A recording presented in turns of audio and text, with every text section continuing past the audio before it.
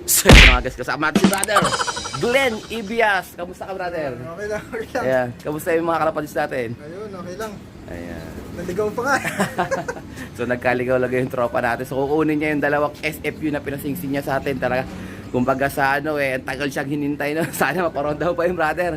So anyways, ito, mag-pigeon talk muna kami, paparonda rin kami. Let's go! Ilabas mga tropa. Paronda tayo. At mamaya meron tayong loading. Oh, ganda ng mga traffic, naka-recover na sila oh. Bagal-bagal na oh. Ikaw, ay si Golden guys oh. Kayo dyan. Ayan, nice guys. Magaganda yung mga pinapakitang graphics natin no. So sana maganda yung iuwi nila bukas sa Lucena. Lucena ang toss natin mamaya, loading night. Asa na sila? Ayun. 47 yung ating pinakawalan. So yung mga nire-recover natin, ito na, dito pa sila. Ayan, di ko muna sila pakakawalan hanggat medyo masama pang ganda ng lagay. Okay, kaya ulit guys, let's go.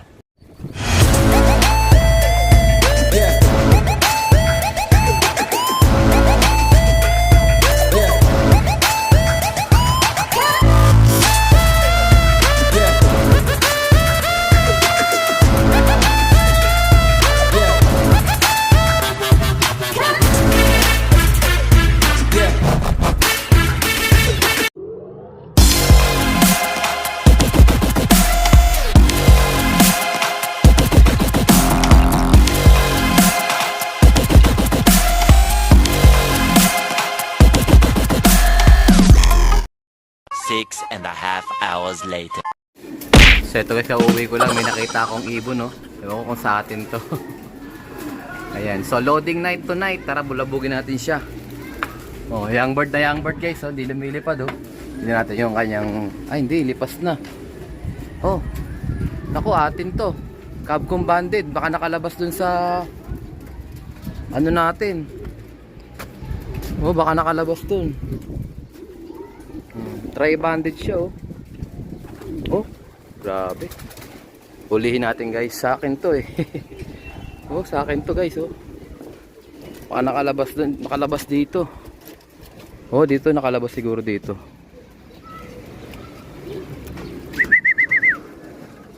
Ilan sila dapat dito?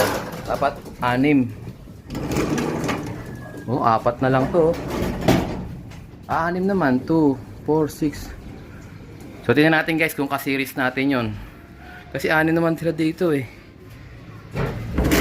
Tara. Baga hulihin pa ng iba. Wag lang sana lumipad. Yan siya.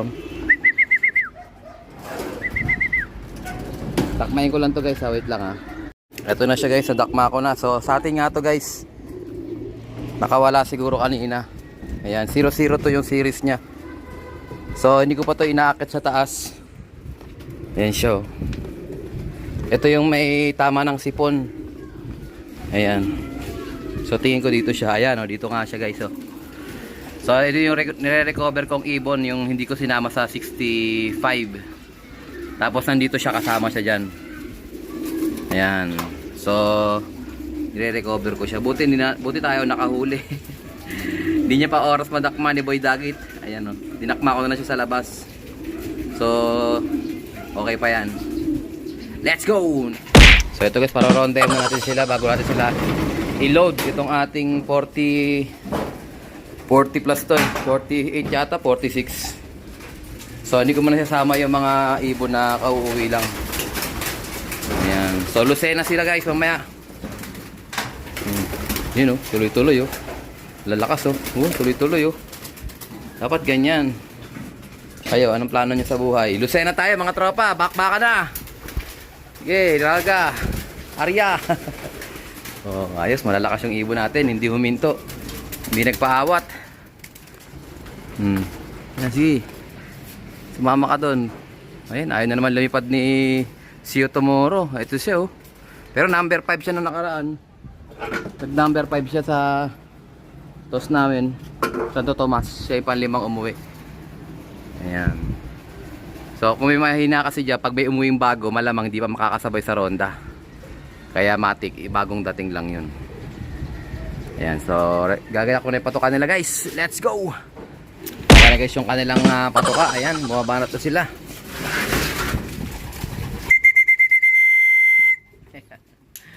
Ito yung mga bugoy natin. Oh, sige! Tawagin natin yung mga bugoy natin. Sakto, landing board. Gutom na gutom yan kay Brad Darwin yung blue check niya. Landing board ulit Bugog, dalawa. Ito, baba lang Tingal sila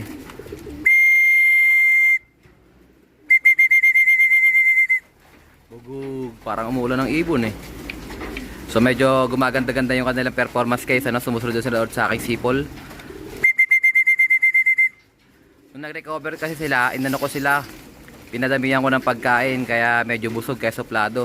Pero ngayon sumunod na ulit sila dahil medyo dieta sila ulit.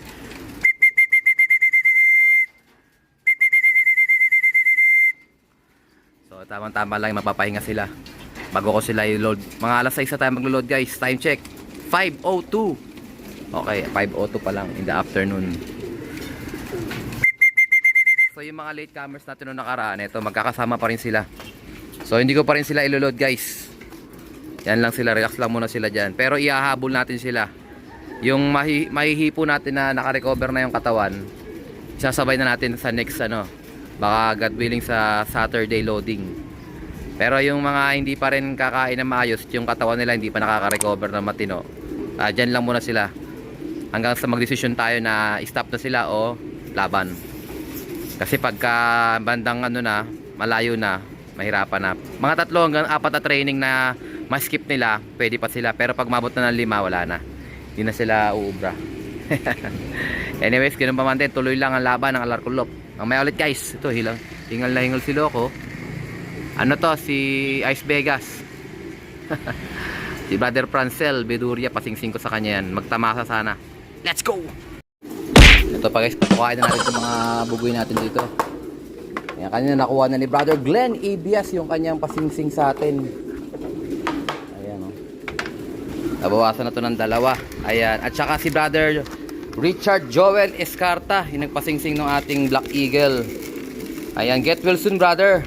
Kinansel niya yung kanyang pasingsing kasi nga meron siyang karamdaman Pagalingin ka nawa ng Diyos brother. At yun lang, huwag mong isipin yung mga ibon, nandito lang yan. I-out natin sa iba, sa mga kursunada. Pakita ko sa inyo yung mga ibon. Ayan. Kasi nag-message sa akin yung asawa niya, hindi raw matututukan ni brother. Kasi siyempre priority yung health natin mga kalapatids tinan yung mga health dito mga ibon na to. Ito nga pala yung mga ibon ni brother. Ayan yung kulay brown. Baka kursunado nyo yan, available yan. Ang bloodline yan, kung di ako nagkakamali, yung Jansen Arendong cross Paul Sayon Rickson Asilum. Ayan. So yung kapatid niya nakasingsing din ng, kung di ako nagkakamali, nakasingsing ng PFC ngayon. Yung kapatid niya solong anak. So pansinin nyo guys, konti lang yung nilalagay ko dyan Kaya lagi silang masiglang kumain kasi parang lagi silang bitin. Huwag yung silang overfed. Para at least makikita nyo kagad kung mahina yung ibon. Pag mahina yung ibon, di kakain. Kasi laging gutom yan guys, yung mga yan. Ayan, tulad ito, patinin nyo. Ayan, pag yan hindi kumain ng tuloy-tuloy, katulad nung kumakain ng ganun, ayan, stress pa yan sa nila, pagkakawalay nila. Ayan, tinan nyo. Sinusuportahan ko yan guys ng ito, Calci Plus at saka ano ba isa? Wala pa akong naiakit na digestion pero may mga digestion pa tira dito. May ibon sa labas may nakawala tayong ibon guys. Sino natin to? Oo nga, atin to guys breeder. Atin to. Atin nga to.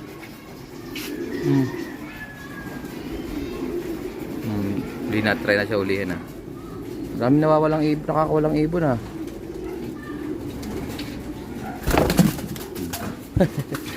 Ayun siya, na-corner na siya guys. Wait lang, kukunin ko lang siya. Eto na siya guys. Hindi pala sa atin guys. Breeder. Ayan, baka nawawalan kayo ng breeder. Ayun, oh. Ang gandang breeder, oh. Ayan, oh. Hinihingal siya, guys, oh. Oh, tingnan natin yung ring band number niya. Ayan, PHA 2013. Grabe, ang tagal na nito, guys. 562-877. O, sa mga nawawalan dyan ng breeder, kunin nyo na sa Larcon Loft. Gandang breeder to. Mukhang nagsusubo, oh. Tubig yung kanyang ano, oh. Nakasibat to, guys. Nakasibat. Sama ko muna siya rito sa mga yan. Tapang ng young bird, oh. Tatlo na sila dyan, nire-recover natin. Ito kay Brad Ador pala itong may tama, oh. Parehas kulay green yung kanyang clip band. Pagka kulay green kasi kay Brad Ador yan. Ayan. So baka next week isama ko na ulit sa ronda yan. Recovery na yan. Tingnan nyo yung kanyang droppings, oh.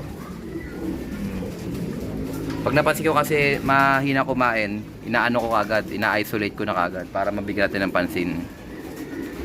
Kawawa kasi pagka iniloload mo siya tapos mawawala lang din. Ganun talaga mawawala, pero at least bigyan natin sila ng atensyon. Ayun sila tapos na kumain, no? Okay guys, mamaya ulit update ko kayo. Let's go! A few moments later. Ito guys, babalik ko na siya sa ating loft. Ayan, bumaba na pala yung mga young birds natin dito. Bali, 4 na yung young birds niya. 1, 2, 3, 4. Ito. Ito yung nakalabas na inakay kanina, guys. Ayan, oh. Bali, 6 nandito. Plus ito, pampito. Sige na. Ayan. Hindi nila kinakain yung mga patuka na malalaki pa. Pa sila sanay. Ito yung bago nating akyat, guys. Itong dalawan to. Ah, hindi. Yung isa lang pala na yun. Ayan. So, hanggat maaari, hindi na ako maglilipad ng ng commercial ring. Puro club ring na lang nandito. Para at least konti lang may lipad natin. Para makonsentrate natin yung lipad. Pokosan natin.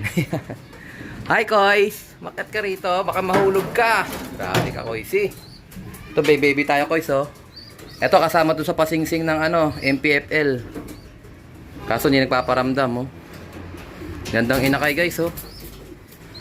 Tatay niya si Opal, nanay niya si Alphonse. Mataas ang dugo ng pagka-Alphonse nito. Nanay tatay niya may pasok ng Alphonse. So pinapahinga ko lang yung mga ibon natin, guys. Mamaya maglo-loading na rin tayo. Pinakit ko na yung training box, eh. Sana ba yung training box? Ito na yung training box, guys. Tingnan natin sila. So pahinga lang sila ng konti. Mamaya lalagay ko na sila sa T-box natin. Let's go! Mamaya ulit, guys. Eventually. So ito na, guys, bali 46 pieces tong ating iloload ngayon sa Lucena.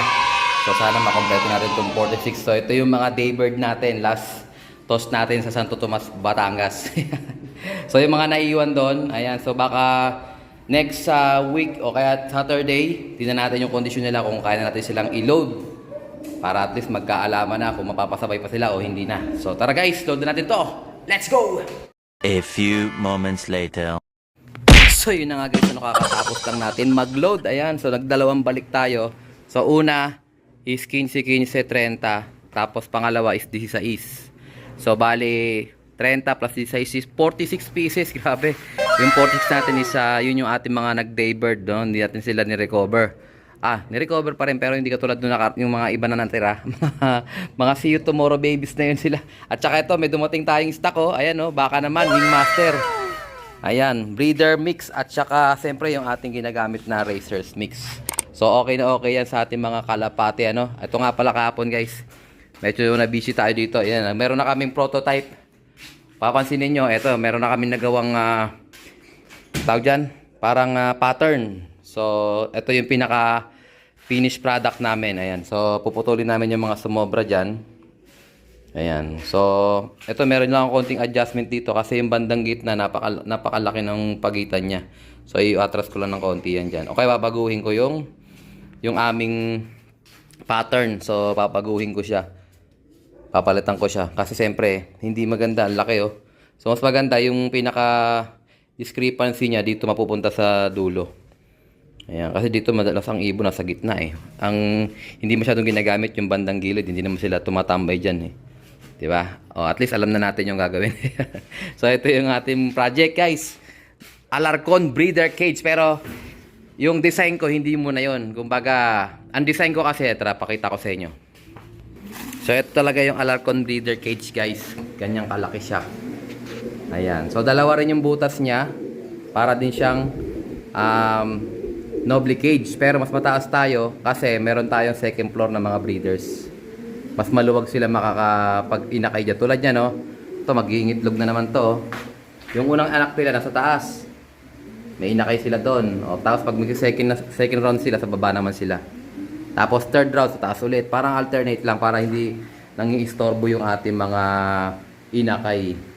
So, ganyan. Ito yung pinaka-Alarcon breeder cage. So, ito, nabenta ko na to kala brother.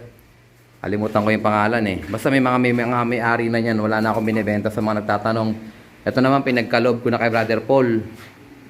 Ayan. So ito si Brother Richard Joel Scarta, Get Wilson brother. Ito yung mga magulang ng ng Brown. Nasa taas yung kanyang pang kinancel niya yung pasingsi niya sa atin. Ito yung mga magulang ng Brown na yon. Ayan. So ayan, ito yung pinakakapatid, nilaban namin ng PFC. MacArthur, naka MacArthur siya. Ayan PFC banded yan, tapos MacArthur. So tiwala kami dyan sa bloodline na yan. Rickson Asilum, Lalate RBA, at saka Jansen Arendong, ni Brother Israel. So good luck sa atin dyan. Matic of color yan. Sana magaling.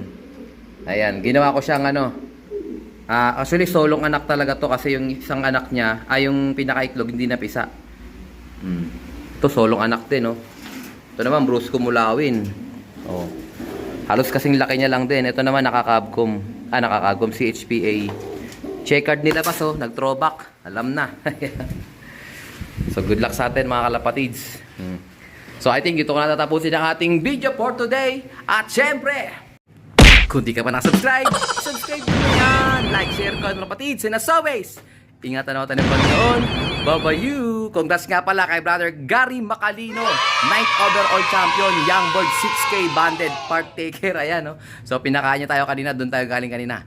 Let's go!